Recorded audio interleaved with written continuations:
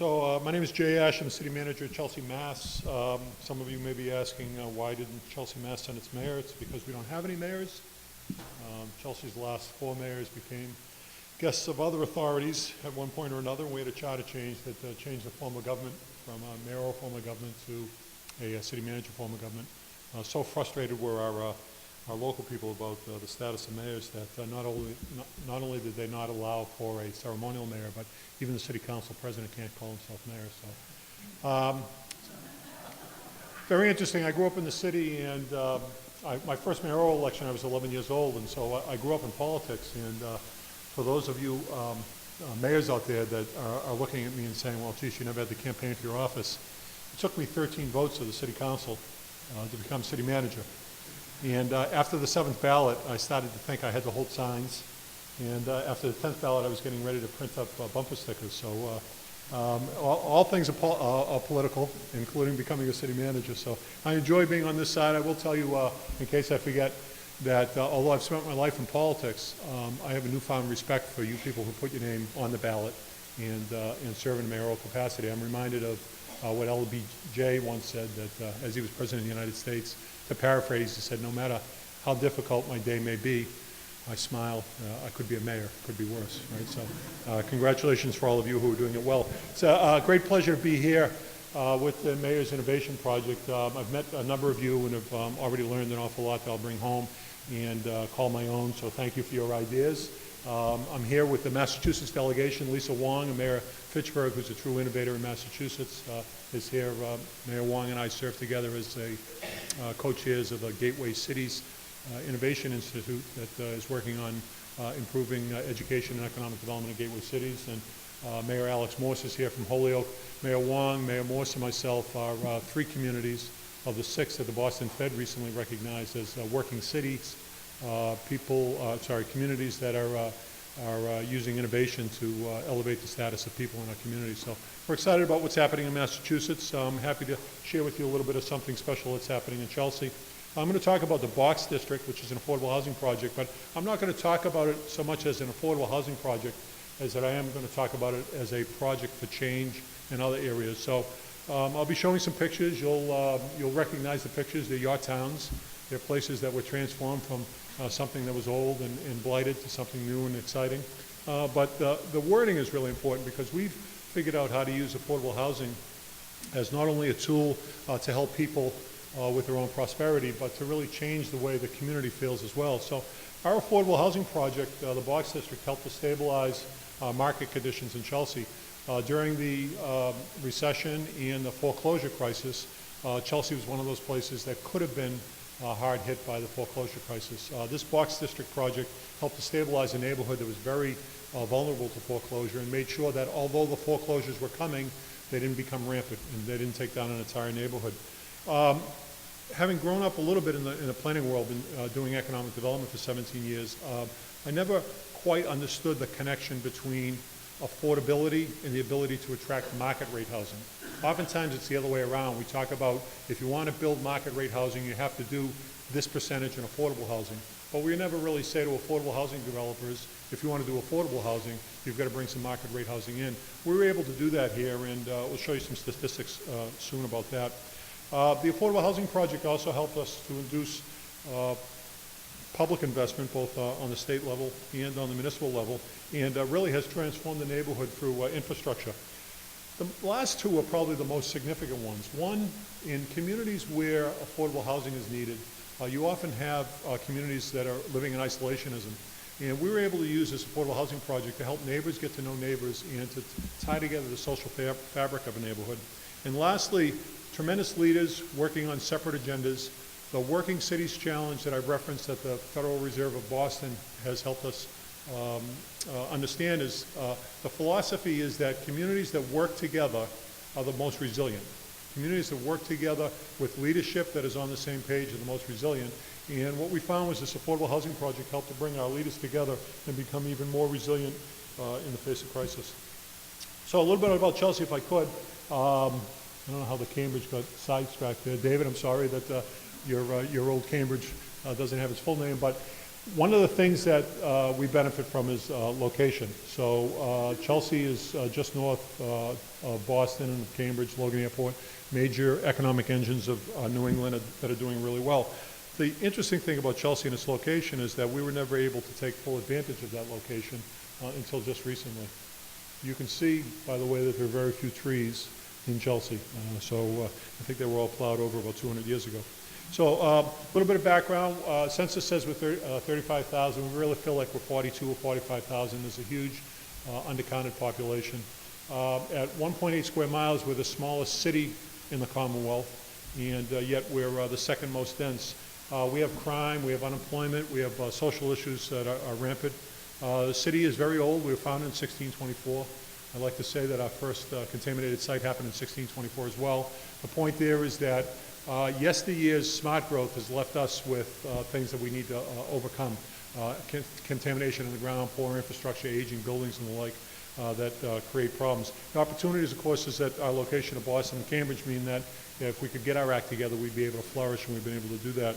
We're close to the metro highway system. We've got great public transportation access.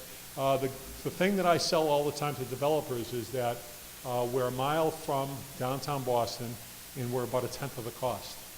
And so taking advantage of what you have to offer in the marketplace is an important thing, and we figured out what that is. We have a truly favorable development process. I was interested, and I did not raise my hand the last time at the last session. As important as zoning has been in Chelsea, the process has been more important. I would argue that if I had my choice between having a favorable process and favorable zoning, I'd rather have the favorable process. And we've been able to use process to attract a great amount of development in the city. And the public-private partnerships that you'll hear more about are really important to us. I'm going to skip through some of this in the interest of time, but I should tell you that we had the 20th century was not that great to Chelsea. Let's just say that.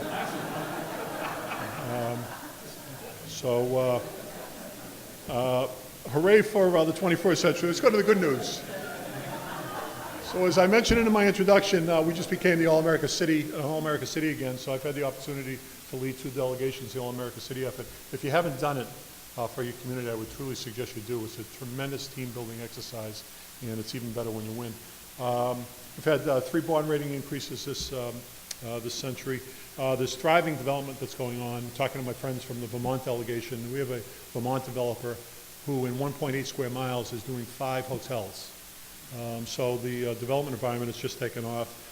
We've increased our housing stock significantly over the last 6 or 7 or 10 years. It's up 10% and much more coming along the way. Finally got a Starbucks, and for those of you who have held community meetings and you don't have a Starbucks in your community, you always know what the first question is, right? When's Starbucks coming? Finally got past that one. Now they want to know when Nordstrom's is coming, so I have to continue to work. We have tremendous community partners who are doing wonderful things around neighborhood development, environmental justice, youth violence, and the like. Chelsea hosts an organization called ROCA, who has the largest Pay for Success program in the world. And again, we're in tiny 1.8 square miles. And schools are doing great. Boston University managed our schools, actually took them over for 20 years.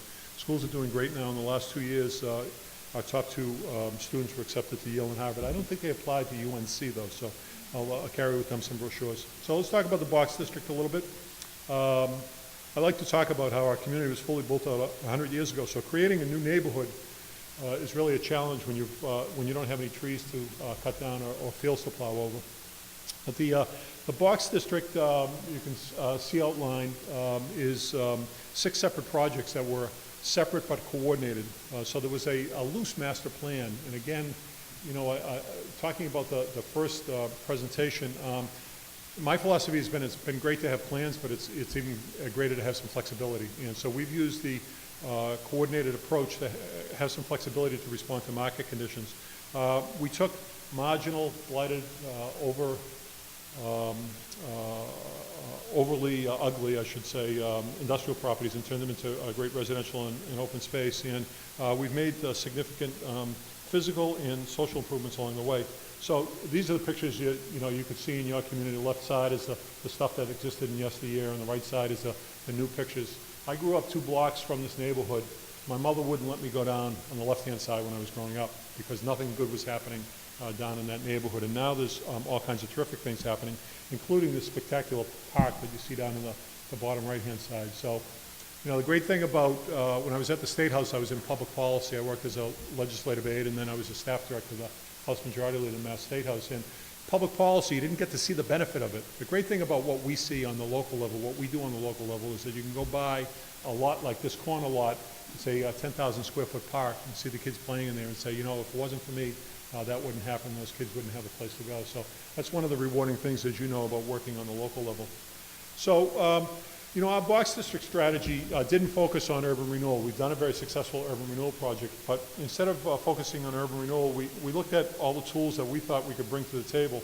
Traditional financing was obviously important, the tax relief, density bonuses that were a little bit poo-hooed earlier this morning. I thought the density bonuses that we used were important.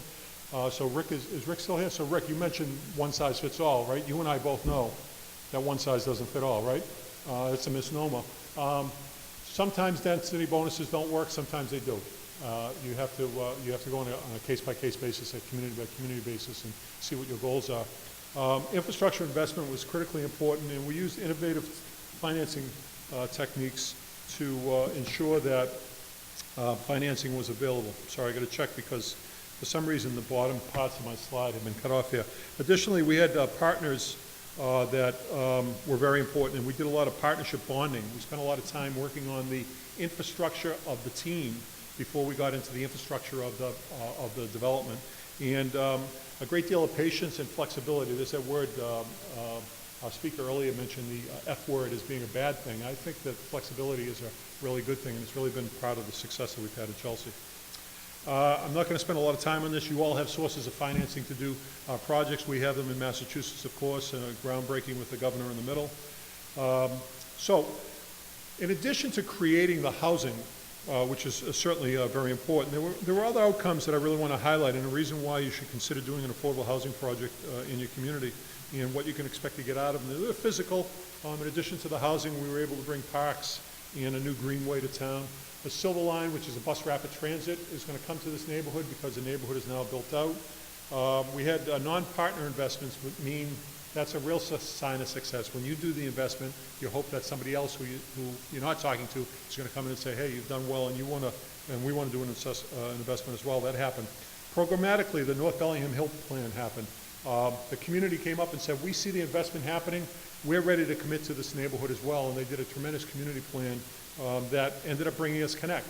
And affordable housing is one aspect of prosperity for people. There are other aspects of prosperity. The Connect program in this neighborhood, we're tying basic education, language, and job skills under one roof with 6 different community agencies providing that service to this district. All happened because we decided to do an affordable housing project. I mentioned the Boston Fed Working Cities Challenge and the All-America City Awards. This neighborhood was a central part of both of our applications and have been recognized locally, statewide, and nationally. Other outcomes, the people outcome is really something. The social capital that's been developed, and really in many of our urban communities, in low-income communities, there is no social capital. The social capital, the idea of getting to know your neighbors, getting to hear from your neighbors if there's a job available here or there, or getting to know a neighbor so that somebody can be looking after your kid, or another way of getting involved in the community is important. This neighborhood now has more social capital as a result of our affordable housing project. And the civic engagement has gone through the roof. I have more and more people now from this neighborhood who are engaged and are talking to me. We developed out leadership as well, and this has been such a rewarding part of what has accomplished, what's been accomplished in the Box District. The relationship between the city and the community-based organizations has never been stronger, and as a result, so many good things are happening. We have increased confidence by other levels of government in Chelsea, and by funders. Funders are now calling us saying, tell us what you're doing in Chelsea, how can we get involved? And that's a really good thing. And what's cut off of this is that we are now taking on bigger challenges. And the biggest challenges are really about trying to promote gentrification without having the downside of gentrification affecting our community, dealing with the issue of prosperity that I've brought up with, dealing with the issues of crime that affect many urban communities. And we're having a tremendous impact on all of those. So some lessons that I learned along the way is that early infrastructure matters. There was a train of thought at one point that you want the investment to come and then the community will commit to the infrastructure. And we're not going to commit to the infrastructure until some investment comes. Well, in some neighborhoods, you have to make the investment in order to get the, we have to make the infrastructure investment in order to get the private investment to feel like something's actually going to happen. We sometimes get wrapped up in these needs to do bigger master plan projects, and I'm here to tell you that sometimes small is good as well. I didn't tell my wife that when I proposed to her that small was good, but sometimes small is good as well, and it's really worked here. As important as yes is, no is important as well. And we've said no oftentimes to things that would have had a negative impact on our project here, and the investment community wants to hear yes for their project. They also want to hear that you're saying no to bad things that may devalue their investment. We talk about diversity in our communities. And in terms of the housing world, the diversity types we're talking about are unit types. We have smaller units, bigger units, market types, ownership or rental, and construction methods. You see, New England is coming late to the game. I think you folks down south do a lot more of the modular development than is done in New England. We're coming to that game now, and it was important that we recognize and embrace that as well. Additionally, finding partners with benefits was a lesson learned. Not only did our partners bring dollars with them, but they brought expertise, skills that we didn't have in municipal government we were able to take advantage of. So that was a major benefit. And lastly, picking a horse and riding him or her to victory. We were very patient with the development community during some real tough times, and we got paid off handsomely in the end. Public policy implications. I only have 2 more slides, so I'm going to go through these for a couple seconds. So I would argue that traditional planning is always focused on the physical parts of the neighborhoods, and in order for us to be successful in the 21st century, we have to think about the social fabric we're putting together. So this affordable housing project did that. We found in this affordable housing project and in the neighborhood itself that the outdoor gathering spaces have been so critical to pulling people together that we have to figure out how to do more common space inside, especially in the Northeast, especially when we have bad weather. What happens with an affordable housing project is you can't possibly finance a room this size in a development of any size, and yet people need a place to come together. And so thinking about how to put together gathering spaces is an important public policy thought. Some myth busting. The project that we did was about 50-50 market rate and home ownership, 240 units in 6 different projects. And the 50-50 split has worked. It's worked because the amenities and the sense of community that we built was accepting even to the market rate community. As I mentioned earlier, infrastructure is important.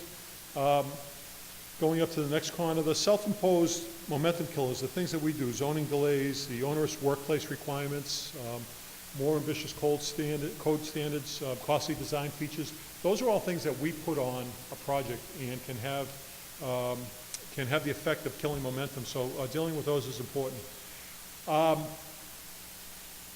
As a developer, my new friend from the mayor of Barre was talking about, Vermont was talking about walking away from a project as a developer because it costs too much money. From a municipal point of view, I have a different approach. Certainly you don't want to overpay for something, but I have found that I can overpay for projects and still have them meet other goals. I was part of that park that was built that I showed. We actually purchased the land from the developer to help finance the project, and we overpaid for the land. But every time I drive by and I see 100 kids in that park, I know that that was worth it. So I would suggest that there's a difference between needing to be a private developer who has a responsibility to a lender versus those of us who have a responsibility to taxpayers, but to create communities that people want to live in. It's critical to be able to acquire and hold on to land. Sometimes development takes time, and we have to be patient when it comes to that. And the public-private partnership that was created can go beyond the project, and that's really what we should be talking about, is trying to figure out how to push these partnerships beyond projects. So my last slide, this is from the All-America City Award. I don't think the manager from Hampton is here yet. This is her booth, the Hampton, Virginia booth. Somebody else mentioned having all the answers. I thought I had all the answers when I first started this business, and I thought I was the smartest guy in the room because I had all the answers. It wasn't until I figured out that my answers weren't matching the questions that I realized how smart I actually was. And what I have found with my public policy partners is that my nonprofit partners, my investor partners, is that they've opened my mind up to the possibilities, and we've accomplished so much since I've opened up my mind and listened to CBOs, listened to private sector people, developers, that the All-American City Award and other things have been possible in Chelsea. So I'll turn it over to Sally here, and I look forward to talking further about this in a little bit.